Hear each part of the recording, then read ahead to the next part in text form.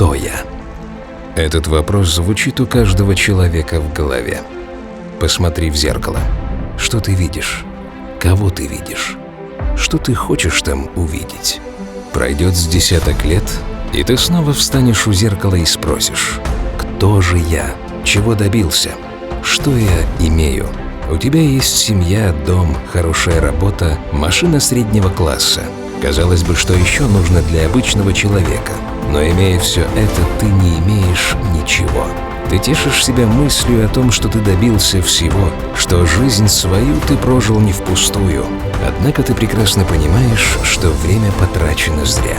А что, если жизнь тебе преподносит шанс, и ты должен принять важное решение, от которого будут зависеть твое будущее, твоя жизнь, твое существование? Сделаешь ли ты правильный выбор? Сможешь ли побороть в себе то, что навязывается обществом из поколения в поколение? Ответ – можешь.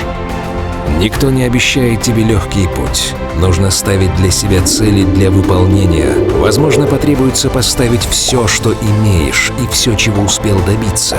Абсолютно все. И тогда ты приблизишься к успеху, к тому, чему стремятся все, но получают единицы.